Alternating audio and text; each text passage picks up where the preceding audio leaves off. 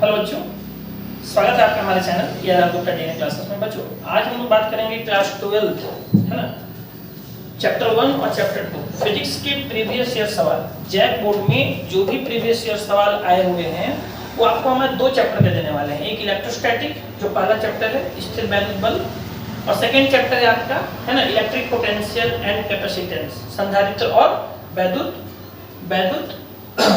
विभव। ठीक है, तो इसके बारे में हम लोग बात करेंगे। इसकी जो भी सवाल है उसके बारे में हम लोग डिस्कस करते हैं। ठीक है, पहला सवाल जो अगर हम फर्स्ट सवाल की अगर हम बात करें तो क्या पूछा है पहला सवाल, ध्यान से सुनिएगा।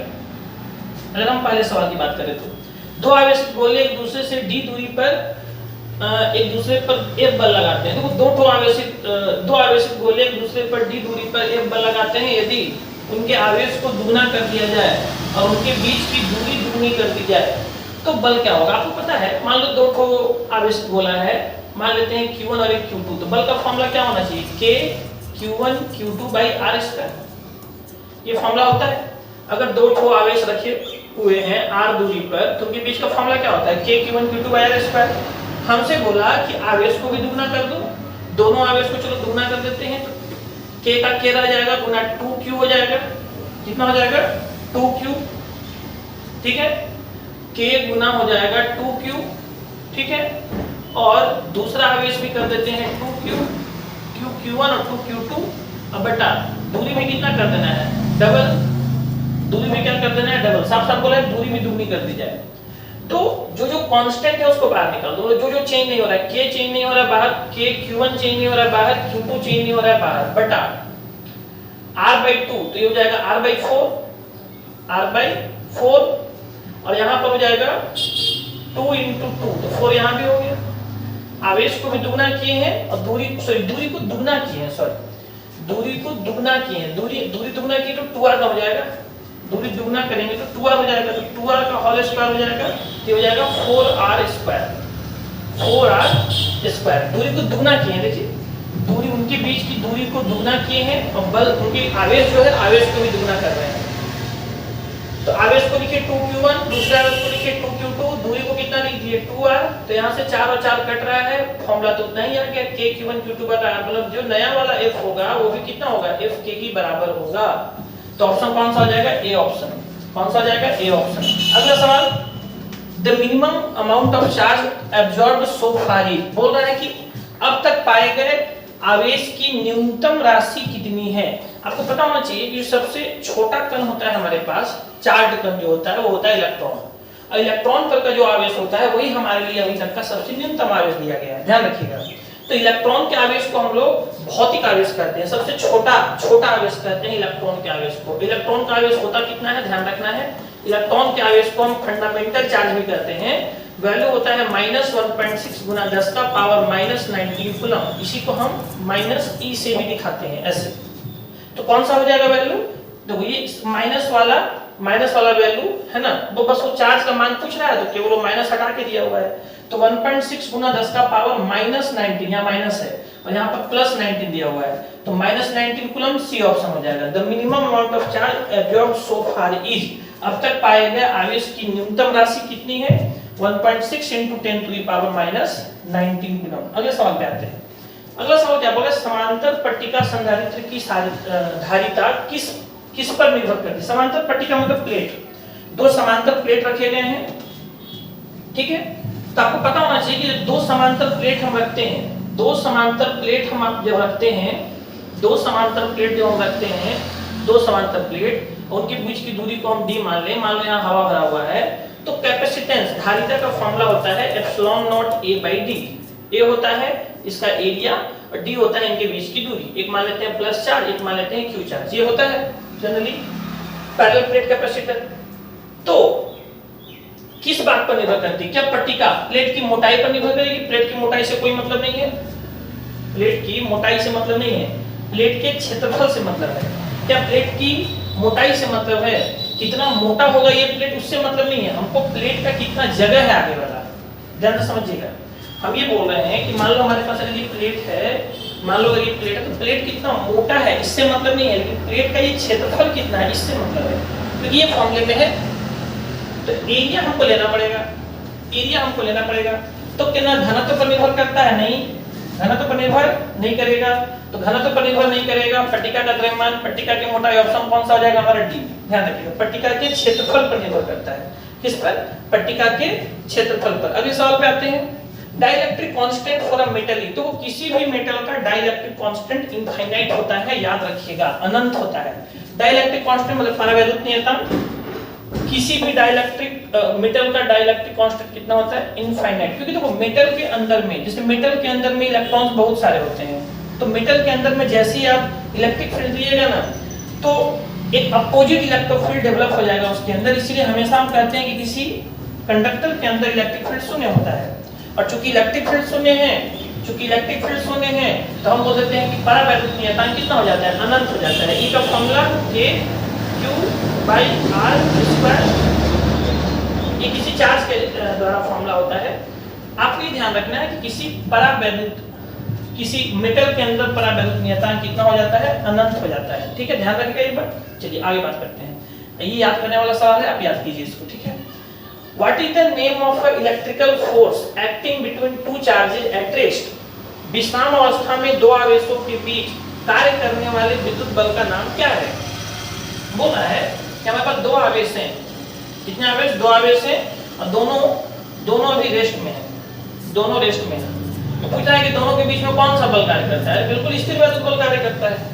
स्थिर वैद्युत बल कार्य करता है K/Q1Q2/r²। K/Q1Q2/r² इतना बल कार्य करता है। ठीक है ना, ध्यान रखना है। अगले सवाल पे आते हैं। अगला सवाल क्या कहता है? State Gauss law of electrostatic. Gauss का नियम किसे कहते हैं? कि सत्यापन के लिए आता है, ध्यान रखिएगा। गॉस का नियम किसे कहते हैं? जरूर पढ़ लेंगे, बड़ी इंपॉर्टेंट चीज है। गॉस का नियम किसे कहते हैं? आपको क्लास में जरूर करवाया गया होगा गॉस का नियम, और उसका डेरिवेशन भी करवाया गया होगा। तो गॉस का नियम किसे कहते हैं? Using this law derive and expression for the electric field due to uniformly charge infinite plane sheet. बोल रहा है किसी प्लेन शीट के कारण, कोई यूनिफॉर्मली चार्ज प्लेन शीट है, मान लो एक प्लेन शीट है, अनंत लंबाई वाला प्लेन शीट, अनंत लंबाई वाला प्लेन शीट के कारण r दूरी पर, है ना, हम इलेक्ट्रिक फील्ड का मान कितना लिखते हैं? आपको पता है σ/2ε0। कितना होता है? σ/2ε0। इसका डेरिवेशन हम करवाएं क्लास में। डेरिवेशन पढ़ के जाना है, बहुत जरूरी है। जो ये डेरिवेशन पूछा जाता है बार-बार, है ना। किसी इनफाइनाइट प्लेट के कारण r दूरी पर वैद्युत क्षेत्र का मान कितना होता है, आपको पता होना चाहिए। अगले सवाल पे आते हैं। चलिए, ये देखिए कुछ ऑब्जेक्टिव सवाल है, बड़े अच्छे सवाल हैं ये सब। ध्यान से हम लोग देखें इस ऑब्जेक्टिव सवाल को। तो पहला है dimensional formula of epsilon not. देखो आपको पता होगा A बराबर फार्मूला होता है K/Q1Q2/r²। ठीक, तो यहां से अगर हम K को देखें तो K कितना हो जाएगा? K कितना हो जाएगा? K हो जाएगा FR²/Q1Q2। तो F का डायमेंशन हो गया MLT-2, या फिर हम क्या करते हैं ना, पलट देते हैं। ध्यान से सुनो, हम इसको पलट देते हैं। हमको तो K का नहीं चाहिए ना, हमको चाहिए K को क्या लिखते हैं? 1/4πε0 बराबर हो जाएगा FR²/Q1Q2। हमको तो कांस्टेंट से मतलब ही नहीं है। हम 1/ε0 को अगर केवल ε0 ऊपर भेज दें, हम उसको पलट देते हैं, पलट जाएगा, ये हो जाएगा Q1Q2/FR²। Q1Q2/FR²। आवेश का AT होता है। आवेश क्या होता है? आवेश चार्ज होता है करंट गुना समय। तो करंट के लिए A और समय के लिए T। बल का डायमेंशन कितना होता है? MLT-2। बल का बीमा होता है ये। और R के लिए क्या लिखेंगे? L²। अब इसको सॉल्व कर दीजिएगा, आंसर आ जाएगा। M ऊपर गया तो M का पावर -1 बनेगा। L 2 ठो नीचे है, 2 और 1 3 नीचे है, ऊपर जाएगा तो L का पावर -3 बनेगा। ठीक, T -2, अब पहले से ऊपर में 2 है, ये -2 ऊपर जाएगा तो +2 हो जाएगा, तो T का पावर 4 बनेगा, और ये पहले से 2 है तो 2 बनेगा। तो M का पावर -1, M का पावर -1, देखो L का पावर -3 है, L का पावर -3, T का पावर 4, E का पावर 2, B ऑप्शन मिल रहा है करेक्ट। ध्यान रखिएगा, बड़ा अच्छा सवाल है। According to Gauss law of electrostatic, Gauss के इलेक्ट्रिसिटी के नियम के अनुसार क्या होता है? किसी 3D ऑब्जेक्ट के अंदर हम फ्लक्स निकालते हैं, और उस फ्लक्स का फॉर्मूला होता है, फ्लक्स का फॉर्मूला Q inside/ε0, जो हमको एक ही ऑप्शन में दिख रहा है, सेकंड ऑप्शन में Q inside/ε0। तो सेकंड का आंसर हो जाएगा 2, सेकंड का आंसर यहाँ पर 2 हो जाएगा। अगर हम अगले सवाल के बारे में बात करें, सवाल नंबर 3, अगर हम सवाल थर्ड के बारे में बात करें, ध्यान से सुनिएगा, इसको देखिएगा, सुनिए। The number of electrons of 2 coulomb of A charge, 2 coulomb में कितने नंबर ऑफ इलेक्ट्रॉन्स होंगे? तो आपको पता होना चाहिए यहाँ पे फॉर्मूला कौन सा लगने वाला है, Q बराबर Ne। Q होता है चार्ज कितना दिया है, 2 कूलम, तो 2 कूलम बैठा देते हैं 2। नंबर ऑफ इलेक्ट्रॉन निकालना है, E का मान कितना रख देंगे, 1.6 × 10⁻⁹। N का मान अगर तुम यहाँ से निकालो तो N 2 बटा हो जाएगा 1.6 गुना 10 का पावर -19। अच्छा, आंसर सब देखो 18 में दिया हुआ है, 21 तो बहुत दूर हो जाएगा। तो अगर हम इसको सॉल्व करें, दशमलव हटाओ, 2 पर 20 हो जाएगा, तो ऊपर हो जाएगा 20/16 गुना ये हो जाएगा 10 का पावर 19। ठीक है, काटो तो हो जाएगा 4 से 4 चौका 16, 4 × 20, इसको काटोगे तो 4 एकम 4 और 1 0 10 हो गया, 4 दूनी 8, 4 5 तो 1.25 गुना 10 का पावर 19, ये आ रहा है काट के 1.25 गुना 10 का पावर 19 ऑप्शन में है, सेकंड ऑप्शन हो जाएगा, ऑप्शन में है, सेकंड ऑप्शन हो जाएगा। अगला सवाल, if the distance between 2 plate of a parallel plate capacitor is half, बोल रहा है 2 पैरेलल प्लेट कैपेसिटर है हमारे पास, तो ये पैरेलल प्लेट कैपेसिटर होता है ना। इसके लिए फॉर्मूला क्या होता है कैपेसिटेंस का, ε0A/d। पीछे भी एक सवाल आया था अभी, है ना। तो बोल रहा है कि इनके बीच की जो दूरी है, प्लेट के बीच डिस्टेंस, प्लेट के बीच की दूरी को हम आधा कर दें, तो अगर प्लेट के बीच की दूरी को आधा कर दें, d को हम कर दें आधा, d कितना कर दें, 1/2 लिख दें। तो जैसे ही तुम d को 1/2 लिखोगे, लिख के देखो c बराबर हो जाएगा ε0A/2d हो जाएगा यहाँ पर, और जैसे ही इसको आधा कीजिएगा c भी आधा हो जाएगा, c भी आधा हो जाएगा। तो यहाँ पर क्या हो जाएगा, दुगनी बढ़ जाती है, दुगनी घट जाती है, दुगनी घट जाती है ना, दुगनी घट जाएगी, बढ़ेगी नहीं, दुगनी घट जाएगी।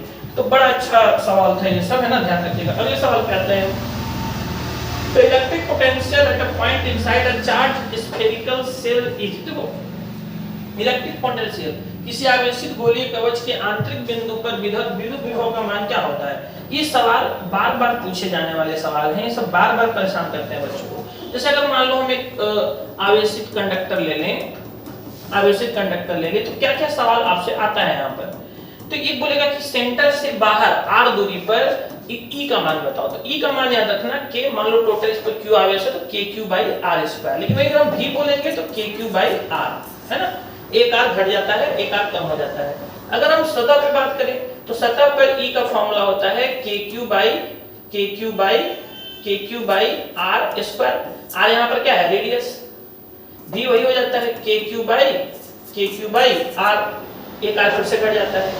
अंदर में अगर हम E की बात करें तो अंदर में E शून्य हो जाता है, अगर पूछेगा तो E अंदर में शून्य हो जाता है, लेकिन V अंदर में कांस्टेंट नियत होता है, जो बाहर सतह पर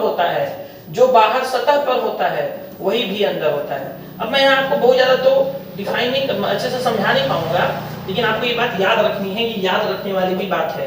V अंदर और V सतह का बराबर होता है, तो V अंदर का कितना हम लिख देंगे, V अंदर का हम लिख देंगे कितना, KQ/R। तो ये नियत मान है, R भी फिक्स है, K भी फिक्स है, आवेश भी फिक्स है, एक नियत मान है ये कभी थोड़ा ना चेंज होगा। R रेडियस थोड़ा ना गोला का चेंज हो रहा है, तो हर चीज फिक्स है, मतलब क्या होता है, स्थिर होता है। क्या होता है जी, स्थिर होता है, हम बोलेंगे स्थिर होता है, कांस्टेंट होता है। ठीक है, the electric field and the potential of an electric dipole very with the distance r as। ठीक है, ये भी बड़ा अच्छा सवाल है।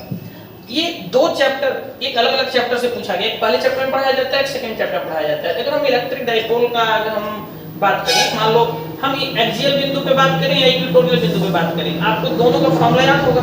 मान लो हम अभी जैसे मान लो ये इलेक्ट्रिक डाइपोल है, ये इलेक्ट्रिक डाइपोल है, एक होता है -q, एक होता है +q। मान लो हम यहाँ से r दूरी पर गए, यहाँ से हम x दूरी पर गए, सेंटर से जाया था यहाँ से, सॉरी ये वाली दूरी है, ये वाली दूरी है, और यहाँ से हम x दूरी पर आगे गए। यहाँ पर हमसे E का मान अगर पूछेगा तो हम लिखते थे 2kp/x³ और V लिखते थे kp/x², kp/x²। ठीक बात बताइए, E जो है वो x के, x मतलब यहाँ पर r है, x को यहाँ ये r लिया है, तो हम बोल सकते हैं कि अगर हम इलेक्ट्रिक फील्ड के लिए बात करेंगे, पोटेंशियल इलेक्ट्रिक फील्ड के लिए बात करेंगे किसी वैद्युत द्विध्रुव के कारण, इलेक्ट्रिक इलेक्ट्रिक डाइपोल के कारण तो ये हो जाएगा 1/r³ के समानुपाती है, और भी बात करें तो 1/r² के समानुपाती है। ऑप्शन देख लो कौन सा है, ऑप्शन देख लो कौन सा है। इलेक्ट्रिक फील्ड जो है 1/r³ और 1/r², ऑप्शन डी हो जाएगा इसका। कौन सा ऑप्शन हो जाएगा जी? डी ऑप्शन इसका करेक्ट दिख रहा है। ठीक है, डी ऑप्शन इसका करेक्ट दिख रहा है। तो ये कुछ अच्छे सवाल हैं, आपको ध्यान रखना है ना, ये कुछ अच्छे सवाल हैं, बहुत अच्छे सवाल हैं। बाकी मैं और भी इसमें कुछ लेक्चर्स और मैं और ऐड करूंगा, इन सवालों के साथ मैं कुछ और भी सवाल इसमें ऐड करूंगा। पहला दूसरा चैप्टर का अलग वीडियोस मिलेंगे आपको प्रीवियस ईयर क्वेश्चंस में। ये फिजिक्स प्रीवियस ईयर क्वेश्चंस है, ध्यान रखिएगा। ठीक है, चलिए थैंक यू।